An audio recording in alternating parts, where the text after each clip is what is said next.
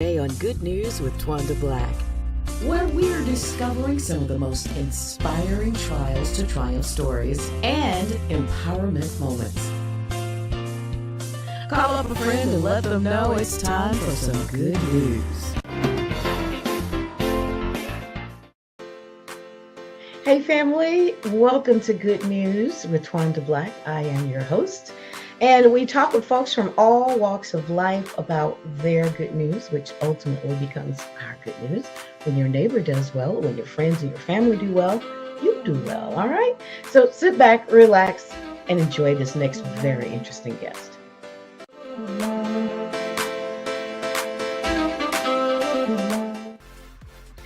Introducing Carl Gnosis Jones.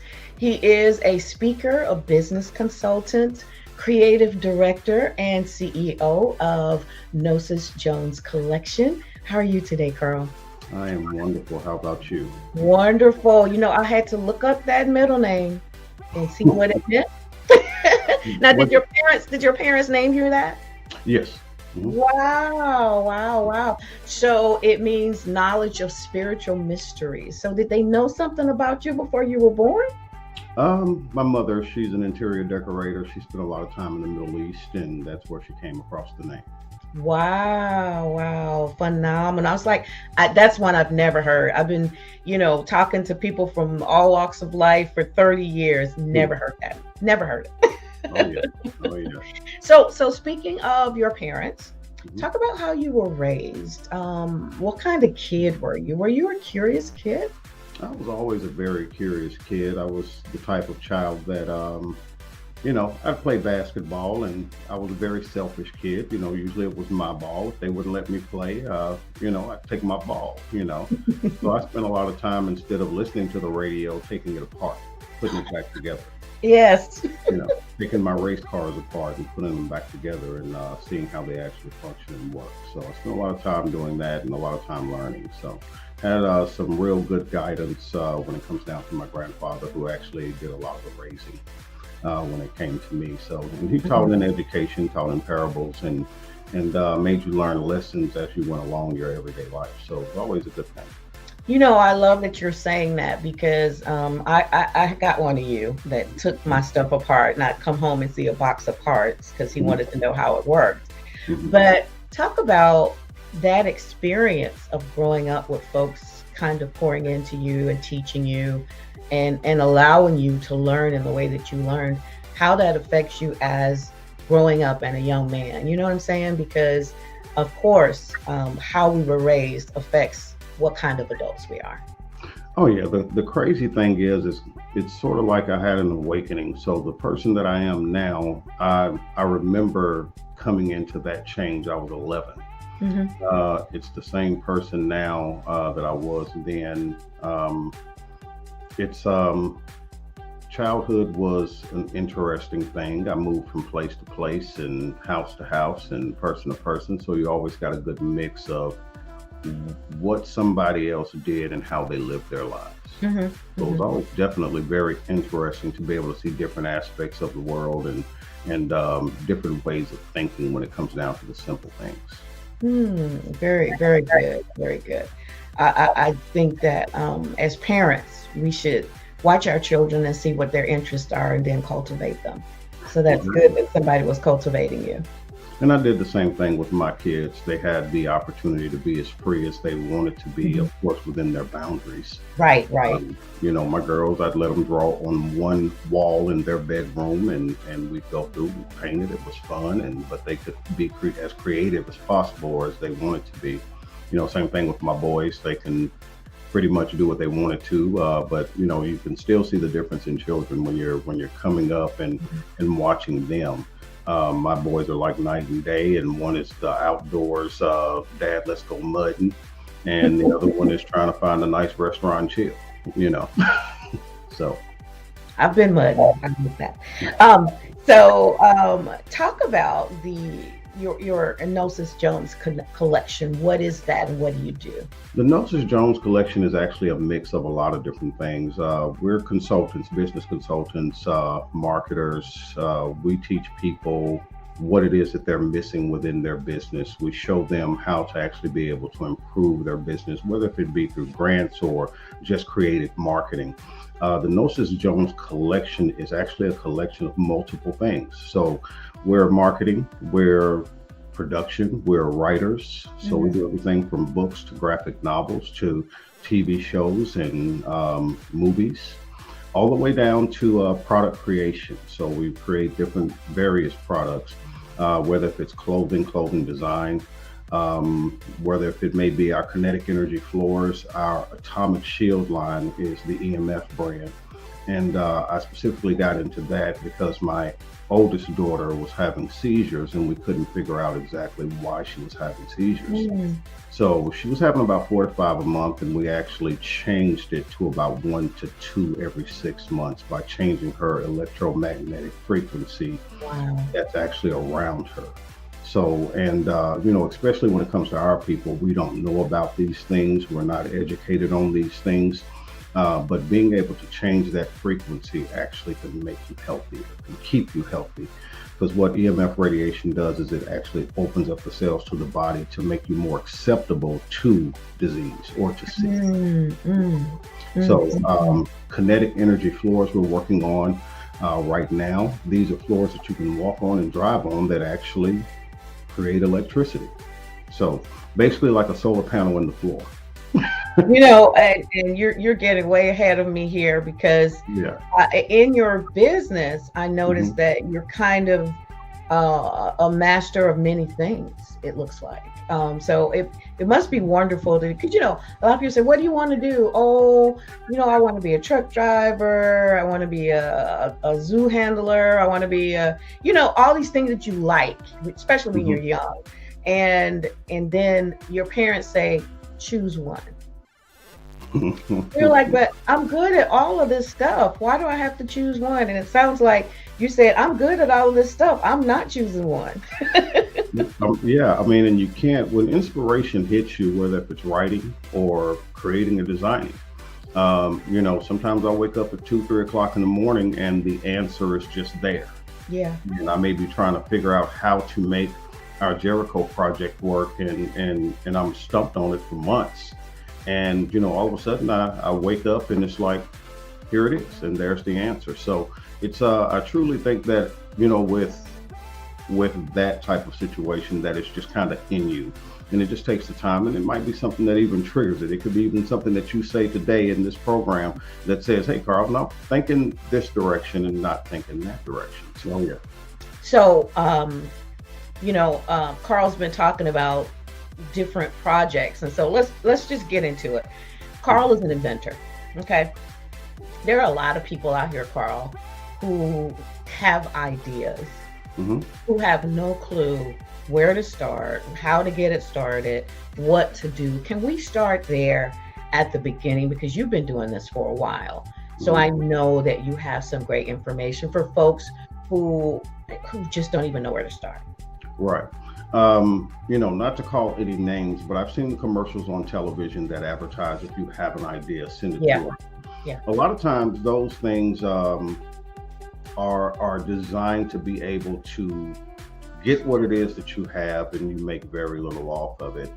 Prime example, the young lady who actually did the fidget spinner, she had that patent for years, but didn't have the money to renew that patent. And when somebody else came out with it and took that design because it's in the patent office, they made billions of dollars in a matter of months, and she doesn't get any of that money. My thing is, and not just because I'm a consultant, when I first started out, I asked people, I made the right connections in business. I've met with people who had already been successful in what it was that was related to what it is that I do. I made sure that I had, of course, non-compete, non-disclosures that were pretty much airtight before I let them hear any of my thoughts, ideas, because that intellectual property belongs to me. I've learned that the hard way a couple of times. So, to be able to the first thing would to be to find a good consultant, to be honest with you. And once again, it's not because I consult, but it's to find a good consultant that could lead you in the right direction, because we don't know it all. The world is changing on a daily basis with everything that's going on in it. It can be stressful. Business is not always the same, and people don't act the same when they're stressed out and their business is, they don't know what to do either. They don't know which way it's going to be the next day. So my best advice would be is to hire a good consultant that is very well versed in what it is that you're trying to do, regardless of what the project is. And find somebody honest who's going to tell you that you're wasting your time if you're wasting your time. Always check to see if it's anything like it on the internet. Make sure that you have that 15% differential. Make sure that you copyright everything that it is that you do. That's what I was going to start right there now. I was going to ask you, do you copyright an idea, or does it have to be a full out whole plan done? Can you copyright an idea? You can actually copyright an idea and a concept. Now, it does have to be done in a certain way. So once again, now you're looking back at saying, let me get a consultant to make sure that I am doing it in the right way. If you have logos and in particular products or designs, then you want to look at trademarks, and these things cost money. And it's quite a bit. So the best thing to do is to try to find a private way to get done what it is that you need to get done. Definitely your credit score is still going to make a difference when it comes down to what it is that you do, whether you're trying to get a loan to just build out a prototype. These things are needed, and a professional is best to just bring them in from the very beginning to go ahead and secure what it is that you have. And the crazy thing about it is that, just as an example, the telephone was patented in America and in Europe on the exact same day, roughly by about an hour apart, by two different inventors who never met each other. Einstein, I believe, said that there hasn't been an original thought in over 200 years, which means that everything that we do is just a derivative of something that's already there. So, always work fast and don't be anxious, but still at the same time, somebody is thinking about doing what it is that you're doing. So it's a matter of who gets there first, right? Who gets there first at the end of the day. So when you're talking about, and for some people, it's language that they understand. For some people, it's Greek. It's like you might as well be speaking Greek to them. So when you're talking about, I have this idea, but I might have it down on paper, but I still don't really understand how to make it work. Is there like a person you go to help you with that prototype, or is that still your consultant? It took me personally, not as a consultant, it took me 20 years literally to get the right team together. Wow. People came, people went, some people want to work, but you have to find somebody who believes in what it is that you believe in. Yeah. Who can see what it is that you see. Otherwise, you're preaching to the choir. They're already there at church. So, they obviously have a general idea that this is where I need to be and I need to be given my service. So when it comes down to finding the right person to work with, to go through that type of thing, it's best to put the right team together that you can trust, and we have a great team. It's 9 of us total, engineers, graphic designers, the whole 9 yards, and we make sure that everybody gets their share. So with anything that it is that our team works on, I give them part ownership in, which is something that businesses in America, in my opinion, should start doing, for the simple reason of this is their intellectual property. Without my engineer actually putting these things together, it would never get done. I can't get a prototype out of it if I can't see and test it to make sure that it works. So for that work that it is that he does, I don't just pay him, I give him a piece of ownership when it comes down to whatever it is that they're working on. Wow. And that's phenomenal. And you're correct. That would be nice if companies work that way, but they don't. And they never will, because that's just not capitalism, Right. So you alluded to the negative effects of EMF. You want to kind of expand on that just a little bit? Okay. EMF is not an exact science, for the simple reason that every human body is different. It's no different than having a fingerprint or a retina scan. It's different. So what affects you may not affect me, and vice versa. So everybody has cancer in their body. Everybody has certain things that's naturally in their body. It takes something to activate those things. Sometimes it's just time that activates those things. Sometimes it's your food. when it comes down to EMF radiation, if you look inside your phone and go to your settings, look under general if you have an iPhone, go to legal, and then go to RF exposure, it tells you to never put that phone on your head or on your body. Wow. Under your phone. But once again, we don't read, and in today's time. But we try to get the message out there. It's not always just about the money or whatever. We give more products away than we actually, keep for ourselves. That we don't make money off of. But that EMF radiation can be dangerous. They're putting up 5G everywhere. You can Google that, EMF or that type of radiation has been used as a weapon by the military for years. And even when it comes down to sound, that's still a frequency. That frequency disrupts the cells in the human body. If those cells are wide open, they can receive whatever will make you sick, or can even activate what will make you sick. Yeah. We protect entire homes with EMF products. I heard somebody say how silly they were standing in front of the microwave waiting for their food to get warm. Just standing in front of the microwave. Yeah.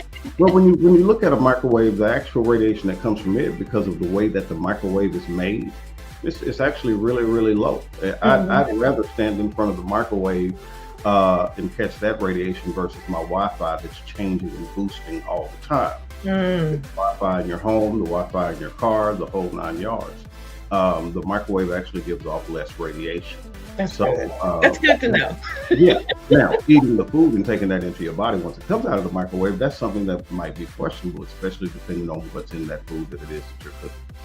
But isn't the world this big electromagnetic field? Because it's like everything. God is dealing with everything. God is way smarter than we are. Yes. He's way smarter than we are. Yes, the Earth gets EMF radiation all the time. But we have a little thing that no other planet in our universe has, which is called a Van Allen belt. It catches most of that radiation, and every day it dumps that excess radiation back into space because it knows what we can and cannot handle. It knows what the Earth can and cannot handle. So yeah, there's a difference in what God did, and there's a difference in what man does. So when we're looking at a situation of these towers and things like that, all I tell people is to try to prevent and protect. You don't know what it's going to do to you because, once again, every single human being is different. That's right. I worked in radio, still working in radio, but over 30 years. And I had a friend of mine who working, in studio, and he was having trouble, like headaches. We have to wear headphones, and like I never wear headphones now. If I'm in a studio, I won't put headphones on. But there's all this equipment around us, and he was having severe headaches to the point of every time he came into the station, the headaches would start. And he probably went about 5 years before he recognized that it was EMF that was disturbing everything in his body, and he had to give up the business, period. Yeah, I've seen several different cases like that. People who have worked in, data centers, things like that for 20, 30 years, and, they end up dying from cancer or tumors or whatever it may be. As a disclaimer, I am not a medical profession. But the one thing that I do know is that when I run my meter and I'm reading someone's home or their television or their Wi-Fi, and I can add some of our products to it, and that radiation either stops or goes down to a zero, I know that it's at least blocking it, because you never know. Once again, you could have 4 people in the same house and it only affect one person in there. It's sort of like COVID. I've been around multiple people with COVID in my truck, and I still never got it. So it just depends on the person. Each person is different. Wow. How can folks learn more about those products, though? They can go to atomicshield.emf.com, and that'll take them right to the website and any information. And they can definitely feel free to call the 800 number and speak with somebody about that if they need more information or want more information. That is just so interesting. I know that, you're a speaker, you go out and you talk about these different subjects, business, startups, building relationships in and around the workplace. of course, diversity and inclusion and equity in the workplace, so many different subjects. Mhm. What seems to be right now, and we're not even post-COVID because we're Mhm. still in COVID. Right. So in this environment of COVID, what do you think is the biggest topic that's happening right now? What's really affecting the workplace, as it were, or the work person, because a lot of people are still at home working? Yeah, yeah. And, to be honest with you, trying to tackle your family, summer's about to hit, school's going to be out, kids are going to be home, parents are working in another room, trying to keep them quiet. The overall stress of being able to do more. A lot of people that I talk to say, yeah, I like working from home. I'm at the home office right now. They like that situation, but some days you just got to get out. The overall problem I see when it comes down to the COVID environment that we're in right now is that people just don't have enough love about themselves. They don't have enough caring about themselves. They don't have enough consideration about others, whether they're in the home or even out of the home. Sometimes you just got to stop and think, is there a better way that I can do this? Is there a better person that I can be?